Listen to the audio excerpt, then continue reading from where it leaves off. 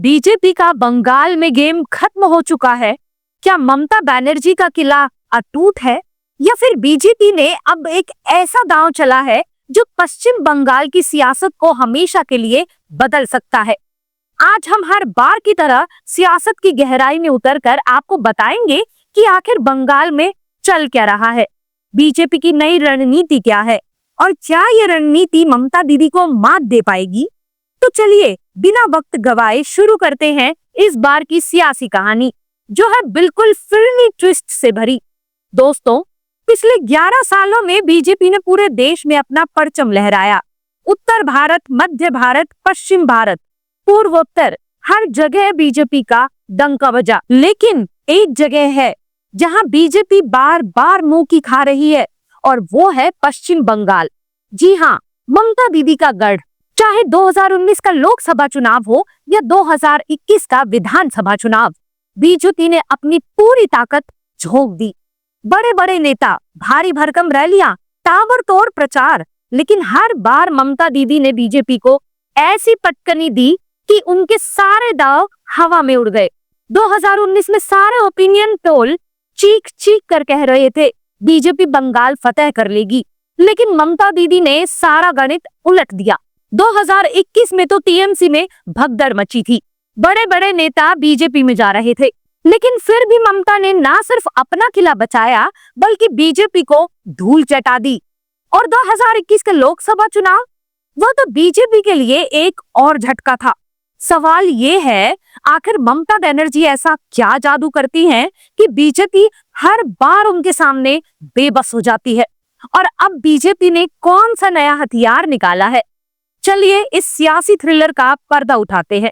BJP ने अपनी रणनीति में बड़ा बदलाव किया है, और इस बदलाव का चेहरा है बीजेपी के नए प्रदेश अध्यक्ष समीक भट्टाचार्य। समीक साहब ने आते ही ऐसा खेल शुरू किया जिसने सबको चौंका दिया। पहले बीजेपी की रणनीति थी हिंदू मुस्लिम कार्ड खेलो, ध्रुवीकरण करो और हिंदू वोटरों को अपने पाले में लाओ। लेकिन अब बीजेपी कह रही है हम हिंदू मुस्लिम में भेद नहीं करते। समीक भट्टाचार्य हर मंच पर कह रहे हैं हम मुस्लिम बच्चों के हाथ में पत्थर नहीं किताब देना चाहते हैं। अरे भाई, ये तो नई बात है। बीजेपी अब कह रही है कि वो मुस्लिम समुदाय को गले लगाना चाहती है।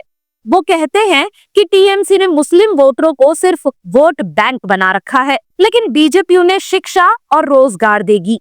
इतना ही नहीं, समीक साहब ने कोलकाता की एक रैली में कहा कि मुहर्रम और दुर्गा पूजा के जुलूस एक साथ शांति से निकल सकते हैं। ये सुनकर तो लोग हैरान हैं। तो क्या बीजेपी अब बंगाल में नया रंग दिखाने की कोशिश कर रही है? लेकिन सवाल ये है, क्या ये रणनीति काम करेगी या ये सिर्फ एक सियासी ड्रामा है? चलिए थोड़ा पीछे चलते हैं। बीजेपी ने बंगाल में लंबे समय तक ध्रुवीकरण की राजनीति अपनाई। जय श्री राम का नारा, राम मंदिर का मुद्दा, सीएए, एनआरसी, ये सब बीजेपी के हथियार थे। बीजेपी की कोशिश थी कि हिंदू वोटरों को एकजुट कर लिया जाए और टीएमसी को मुस्लिम समर्थक पार्टी साबित कर दिया जाए। 2019 में जय श्री राम का नारा बंगाल में बीजेपी का सबसे बड़ा हथियार बन गया था। ममता दीदी जहां जाती थी, बीजेपी कार्यकर्ता जय श्री राम के नारे लगाते थे और ममता दीदी गुस्से में जवाब देती थी। इससे बीजेपी को फायदा हुआ, लेकिन सत्ता तक पहुंचने के लिए ये काफी नहीं था। बीजेपी ने बांग्लादेशी घुसपैठ का मुद्दा भी खूब उछाला। इससे बंगाल की 30% मुस्लिम आबादी में बीजेपी के खिलाफ गुस्सा बढ़ता गया। टीएमसी ने इसका फायदा उठाया और मुस्लिम वोटों को अपने पाले में कर लिया। नतीजा, बीजेपी को हर बार हार का मुंह देखना पड़ा। बीजेपी को अब समझ आ गया है कि बंगाल का गणित दूसरों से अलग है।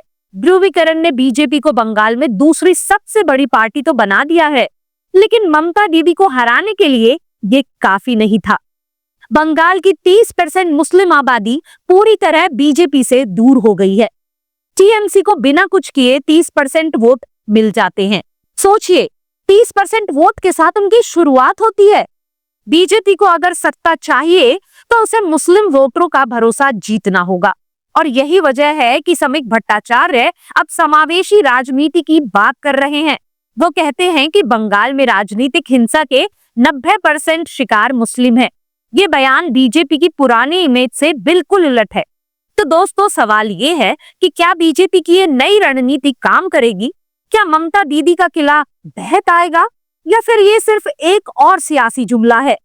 बीजेपी की नई चाल को देखकर लगता है कि वो अब बंगाल को समझने की कोशिश कर रही है। लेकिन ममता बनर्जी कोई आसान शिकार नहीं है। ममता बनर्जी हिंदुत्व नैरेटिव को दुर्गा स्तुति से करारा काउंटर अटैक करती है। वो हर बार बीजेपी को मात देती आई है। क्या समिक भट्टाचार्य का नया दाव बीजेपी को बंगाल की सत्ता दिला पाएगा? ये तो वक्त ही बताएगा। दोस्तों, बंगाल की सियासत में हर दिन एक नया ट्विस्ट आता है। अगर आपको ये वीडियो पसंद आया तो लाइक और सब्सक्राइब करना ना भूलें। कमेंट में बताइए कि आपको क्या लगता है, क्या बीजेपी इस बार बंगाल फतेह कर लेगी? और हाँ, बेल आइकन दबाना ना भूलें ताकि आपको हमारी हर नई वीडियो की खबर मिले।